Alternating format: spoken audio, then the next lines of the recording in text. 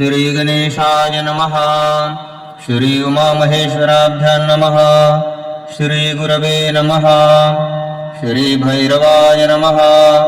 श्रीदेव्युवाच भगवन् सर्ववेत्तात्वं देवानां प्रीतिदायकं भैरवं कवचं ब्रूहि यदि चास्ति कृपामयि प्राणतयागं करिष्यामि यदि नो कथयिष्यसि सत्यं सत्यं पुनः सत्यं सत्यमेव न संशयः इत्थं देव्या वचः श्रुत्वा रहस्याति स्वयं प्रभुः उवाच दम्मजनं तत्र देवदेवो महेश्वरः ईश्वर उवाच बाटुकं कवचं दिव्यं शृणु मत्प्राणवल्लभे चण्डिका तत्र सर्वस्वं बटुकस्य विशेषतः तत्र मन्त्राद्यक्षरं तु वासुदेवस्वरूपकं शङ्खं वर्णध्वजो ब्रह्मा बटुकश्चन्द्रशेखरः आपदुद्धारणो देवो भैरवः परिकीर्तितः प्रवक्ष्यामि समासेन चतुर्वर्गप्रसिद्धये प्रणवः कामदं विद्या लज्जाबीजं च सिद्धिदम् बटुकायेति विघ्नेयं महापातकनाशनम् आपदुद्धारणायेति तवापदुद्धारणं नृणाम् कुरुध्वजं महेशाणि मोहने परिकीर्तितम् बटुकाय महेशाणि स्तम्भने परिकीर्तितम् लज्जाबीदं तथा विद्यान् भुक्तिदं परिकीर्तितम् द्वाविंशत्यक्षरो मन्त्र कर्मणेन जगदीश्वरी ॐ ह्रीं बटुकाय आपदुद्धारणाय कुरु कुरु बटुकाय ह्रीं ॐ अस्य श्री बटुकभैरव ब्रह्मकवचस्य भैरवर्षिः अनुष्टुप् छन्दः श्री बटुकभैरवो देवता मम श्री बटुकभैरव प्रसाद सिद्धरथे जपे विनियोगः ॐ पातु नित्यं शिरसा पातु ह्रीं कण्ठदेशके बटुकाय पातु नाभो चापदुद्धरणाय च कुरुध्वजं लिङ्गमूले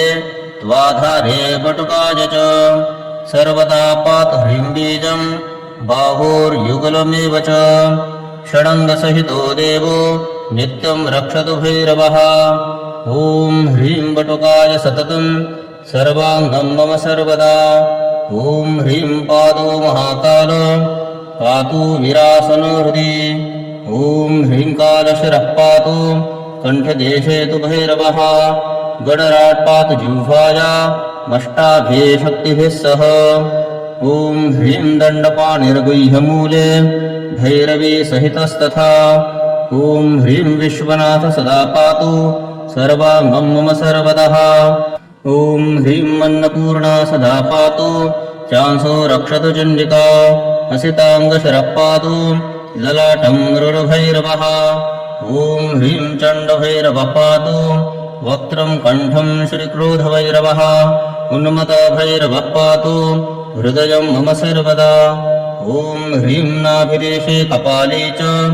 लिङ्गे भीषणभैरवः संहारभैरवः पातु मूलाधारं च सर्वदा ॐ ह्रीं बाहुयुग्मं सदा पातु भैरवो मम केवलं हंसबीजं पातु हृदि सोऽहं रक्षतु पादयोः ॐ ह्रीं प्राणाह्वानो समानं च उदनं व्यानमेव च रक्षतु द्वारमूले च दशदिक्षु समन्ततः ॐ ह्रीं प्रणवं पातु सर्वाङ्गं लज्जाबीजं महाभये इति श्रीब्रह्मकवचं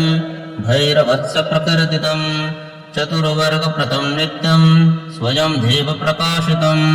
यः पठेत् शृणुयात् नित्यं धारयेत् कवचोत्तमं सदानन्दमयो भूत्वा लभते परमं पदं य इदं कवचं देवी चिन्तयेन्मुखोद्यतं कोटिजन्मार्जनं पापं तस्य नश्यति तत्क्षणात् जलमध्ये वा दुर्गृहे शत्रुसङ्कटे कवचस्मरणात् देवी सर्वत्र विजयी भवेत् भक्तियुक्तेन मनसा मनसं पूजयेद्यति कामतुल्यस्तु नारीणां रिपूनां च यमोपमः तस्य पादाम्बुजं द्वन्द्वं राज्ञां मुकुटभूषणं तस्य भूतिं विलोक्यैव कुबेरोऽपि तिरस्कृतः यस्य विज्ञानमात्रेण मन्त्रसिद्धिरन संशयः इदं कवचमाज्ञात्वा यो जपेद्बटुकं नरः न चाप्नोति फलं तस्य परं नरकमाप्नुयात् मन्वन्तरत्रयं स्थित्वा धीर्युग्यो निषिदायते इह लोके महारोगी दारिद्र्येणातिपीडितः शत्रूणां वशगो भूत्वा करपात्री भवेज्जडः देयं पुत्राय शिष्याय शान्ताय प्रियवादिने कार्पण्यरहितायालं बकुटभक्तिरताय च यो परागे प्रदाता वै तस्य याति सत्वरम् आयुर्विद्यायशो धर्मं बलं चैव न संशयः इति ते कथितं देवी गोपिनेयं स्वयोनिवत इति श्रीरुद्रयामलोक्तं श्रीबटुकभैरवब्रह्मकवचं सम्पूर्णम्।